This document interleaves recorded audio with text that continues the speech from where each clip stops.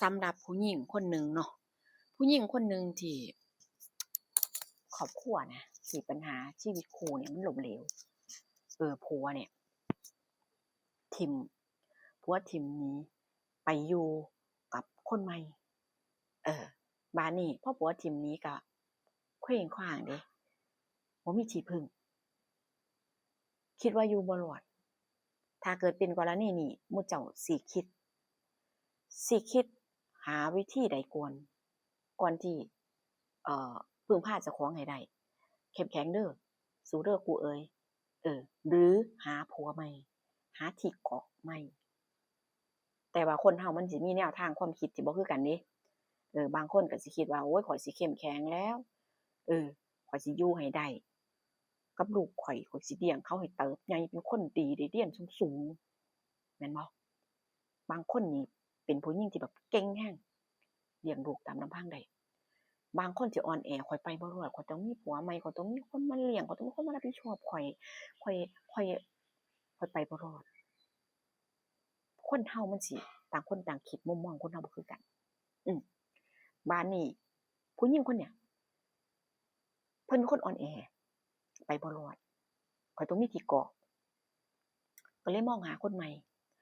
มองหาคนใหม่สำหรับที่ว่าเจอกันใหม่ๆแม่นบ่โปรไฟล์ดีเออโปรไฟล์ดีคือจั่งเป็นคนขยันทำงานบัดนี้ก็ว่าโสดก็ว่าโสดก็ว่าบ่มีลูกมีเมียก็เลยเอาอืมเอาบัดนี้ก็ไปอยู่นำกันเนาะไปอยู่นำกันผ่านไป3 เดือนเริ่มออก LINE ผู้ชายนี่เริ่มออก LINE กินดื่มติดเพื่อนก็ทำอยู่งานนี่แต่ว่าเอ่อเงินน่ะจะเหลือให้ครอบครัวน้อยผู้เป็นเมียนี่ก็เฮ็ดบ้างบ่เฮ็ดบ้างอ่าเมียก็บ่แม่นว่าคนสิแบบขยันเอาการเอางานแต่ว่านั่นล่ะถ้าแม่นว่าคนขยันคนรู้จักทำมาหากินนี่ก็สิเลี้ยงเจ้าของได้แม่นบ่หมู่เจ้าว่าแต่ว่าเพิ่นก็สิเป็นคนแบบว่าบ่มักเฮ็ดงานคันว่าข้อยก็สิเอิ้นคนขี้คร้านนั่นล่ะก็คิดว่าได้ผัวแล้วผัวสิเลี้ยงข้อยตั่วข้อยเอาผัวมาเลี้ยงเดะข้อยสิไปเฮ็ดงานลำบากตรากตำอีหยังจั่งซี้นะ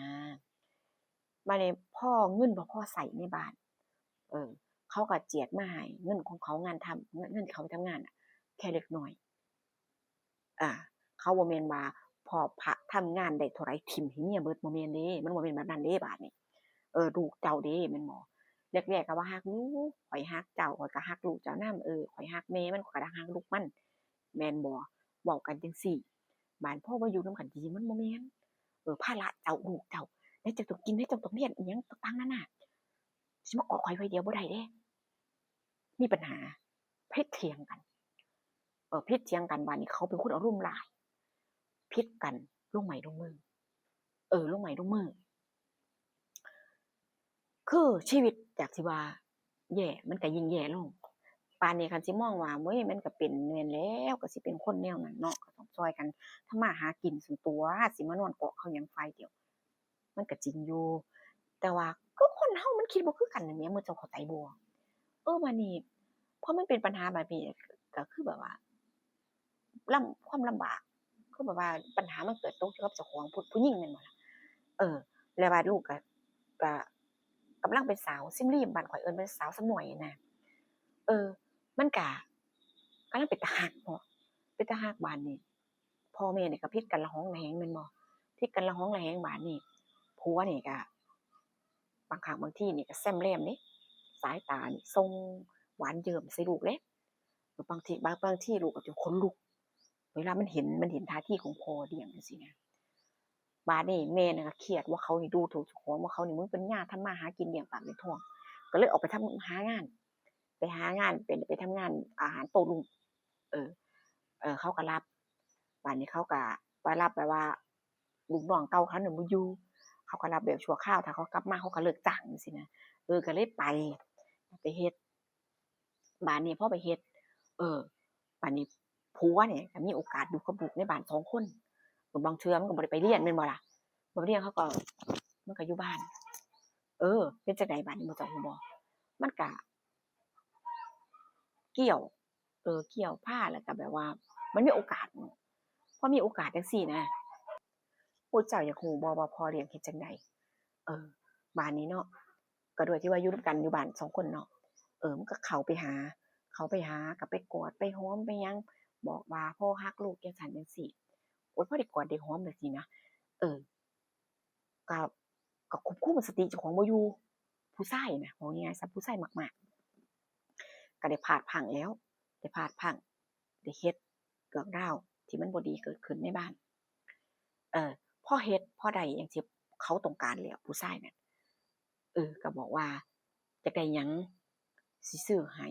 ปลอบใจอยากได้หยังสิซื้อให้โทรศัพท์เอาบ่ลูกเออเพราะว่าเพิ่นบ่มีโทรศัพท์ใช้เดะเพราะว่าแม่ก็บ่มีเงินซื้อเพราะว่าเงินค่าผัวบ่ให้ใช้ก็บ่มีเนาะเมียน่ะนะถ้าผัวบ่ให้ใช้ก็บ่มีจั่งซี้เจ้าสิเอาไสมาซื้อให้ลูกแม่นบ่บัดนี้ก็ซื้อโทรศัพท์ให้เออโดยการแลกเปลี่ยนว่าอย่าบอกอย่าเว้าไผเด้อลูกเด้อมันเป็นธรรมชาติครอบครัวพอลูกต้องตอบแทนบุญคุณต้องแสดงความรักมันบ่แม่นเรื่องใหญ่ลูกแล้วมันก็บ่มีอิหยังที่จะผุพังเน่าเปื่อยเสียหายมันยังคือเก่าเห็นบ่ลูกบ่มีหยังละลาย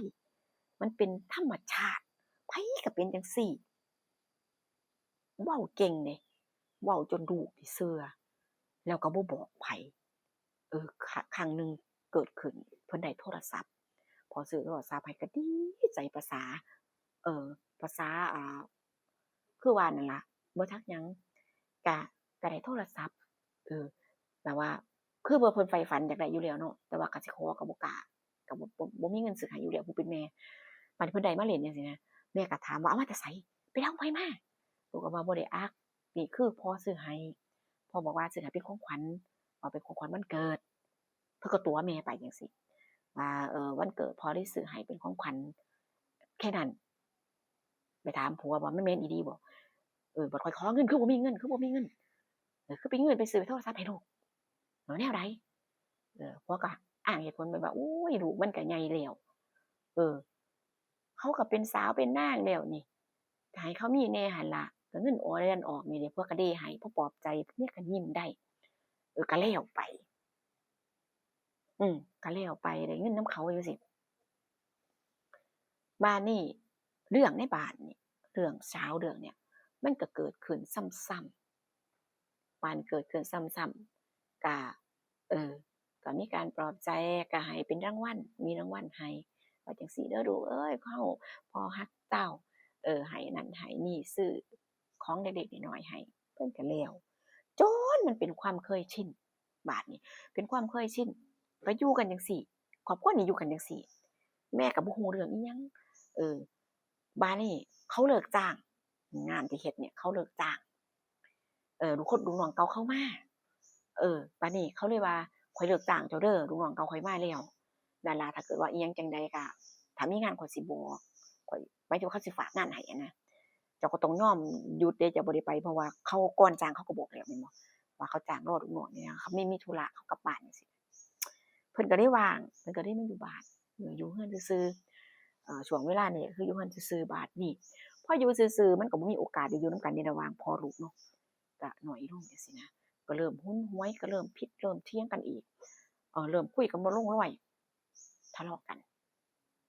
บัดนี้ความของที่คนที่มันเคยคนที่แบบเคยกินเอ่อเคยกินเคยเล่นบ่ได้เพราะว่าบ่มีโอกาสเลยเพราะเมียอยู่บ้านตลอดก็เลยหลอยออกมากลางคืน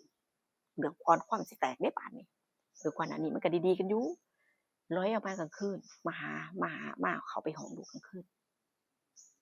เมียก็บังเอิญคนบ่ได้ทำงานมันบ่เมื่อยเนาะมันก็นอนหูเบาตื่นง่ายนะได้ยินเสียงอิหยังก๊อกแก๊กก็ตื่นแม่นบ่ล่ะบัดนี้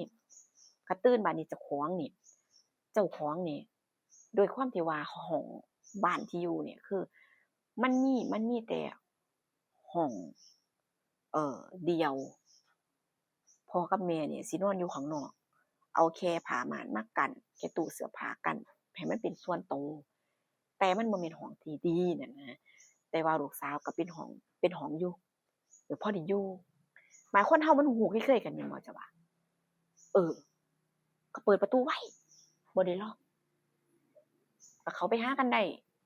ยังไงได้ถูกบ่พอ ลูกสาวนี่เปิดห้องไว้ผู้เป็นพ่อนี่ก็นัดแนะกันเนาะตอนนั้นสิเข้าไปเด้อก็เปิดห้องไว้ก็เข้าไปครั้งนึงก็บ่เป็นหยังครั้ง2เมียตื่นเมียตื่นเมียก็เลยซ่อมเบิ่งจังซี่นะเพราะว่าห้องเจ้าของมันมีประตูเนาะก็เปิดแย้มผ้าเบิ่งว่าผัวกูสิไปไสวะกลางคืนมันคือมักออกจากบ่อนอนออกก็คือบ่คันเข้าห้องน้ำมันคือบ่เข้าห้องน้ำมันคือย่างไปห้องลูกจังซี่นะแย้มผ้าส่องเบิ่งก็เห็นว่าเขาเข้าไปในห้องบาดนี้ด้วยความที่แบบว่า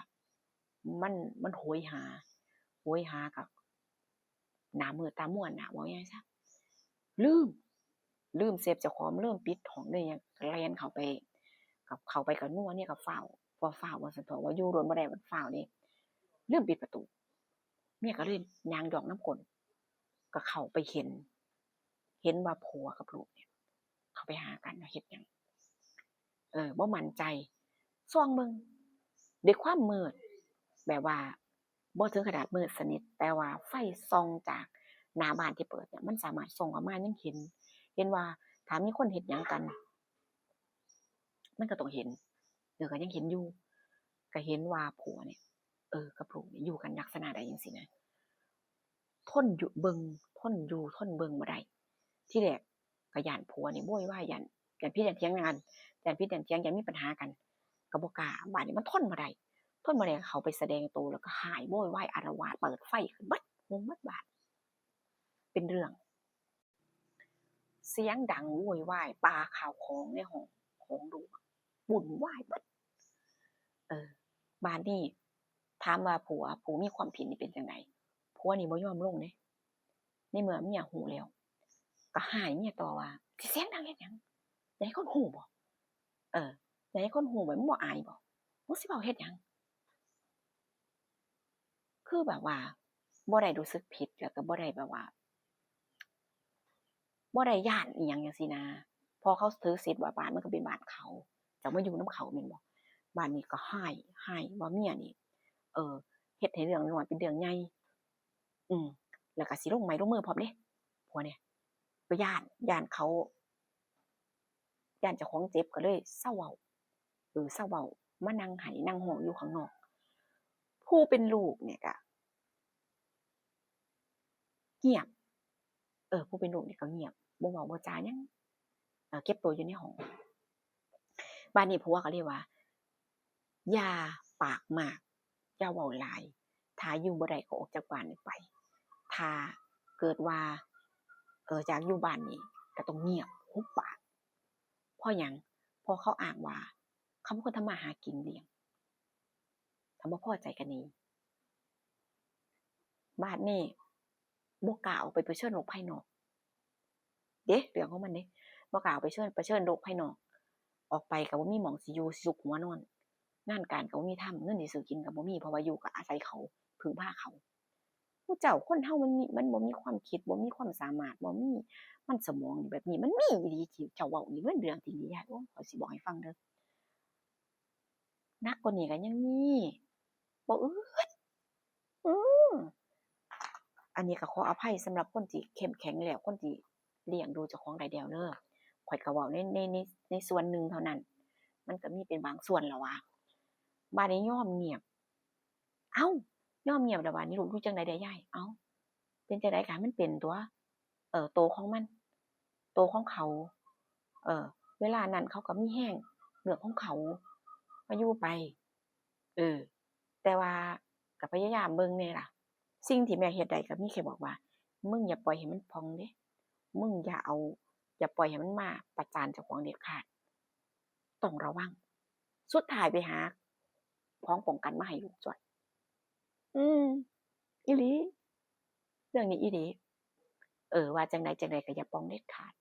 จั่งใดก็ต้องให้มันเงียบ